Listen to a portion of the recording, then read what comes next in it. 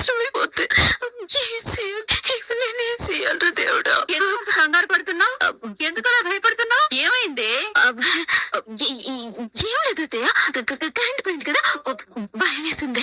అయినా నీ రూమ్ లో మంచినీళ్ళు ఉన్నాయి కదే, ఇక్కడ దాకా ఎందుకు వచ్చావు? అదే లేదయ్యా, ఈ రోజు రూమ్ లో పెట్టుకోవడం మర్చిపోయాను. పెళ్లి పనులతో అలసిపోయినట్టున్నావు. మంచినీళ్ళు తాగి వెళ్ళి పడుకో.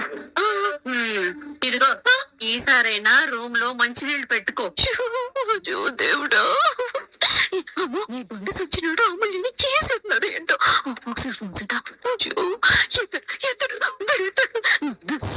వచ్చింది ఇదంతా. నువ్వు నీ నిజ స్వరూపం ఏంటో చూపించు. ఇప్పుడు నా నిజ స్వరూపం ఏంటో తెలుసు. ఆ ఇంట్లో మనుషులన్నా, ఆ ఇల్లన్నా, ముఖ్యంగా మీ నాన్నగాడు అంటే నాకు అసహ్యం. ఇదంతా మా అతయ్య ప్లాన్. ఈ ప్లాన్ ప్రకారమే నీ వదిన సహకారంతో నిన్ను నా బుట్టలో పడేసుకున్నాను. పంజరంలో చిక్కిన చిలక చిక్కినట్టే చిక్కి ఇప్పుడు మాయమైపోతానంటే ఎలా వదిలేస్తాను?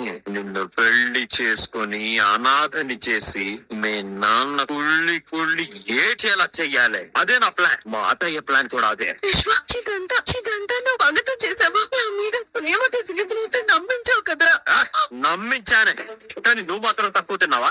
నువ్వు కూడా నన్ను ప్రేమించినట్టు నటించావు కదా నిన్నటి వరకు. కానీ ఈ రోజు మీ నాన్న పరువు మర్యాద, ఇందుకే మీ ఫ్యామిలీ అంటేనే నాకు అసహ్యం.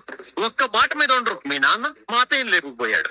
ఇప్పుడు నేను కూడా వాళ్ళకు నొప్పి ఎలా ఉంటుందో చూపించాలని ఇదంతా చేశాను. లేకపోతే నేను నిన్ను ప్రేమించడం ఏంటి? ఇప్పుడు చూడవే, తెల్లారి పెళ్లి పీటల మీద కూర్చోవాల్సిన పెళ్లి కూతురు కనబడకపోయేసరికి ఊరంతా మీ నాన్న మీద అని ఉమ్మేస్తాడు. అది తట్టుకోలేక మీ నాన్న గుండె పగిలి చేస్తాడు. మగ పిల్లలు మోసం చేశారంటే తట్టుకొని నిలబడ్డాడు. కానీ అల్లారు ముద్దుగా పెంచుకున్న ఆడబిడ్డ మోసం చేస్తే మీ నాన్న తట్టుకోగలడా? అదే నాకు కావాలి. తెల్లారితే మా అత్తయ్య కోరిక నెరవేరుతుంది. మీ ఇంటి పతనం, మీ నాన్న చావు, అన్ని అన్ని అన్ని జరుగుతాయి. చంపేస్తాను. ఏంటి నువ్వు చంపేది? నేనే చంపుతాను. మీ అందరిని మానసికంగా చంపుతాను. తప్పించుకోవాలని చూస్తే నాలో ఇంకొక రూపం చూస్తావు.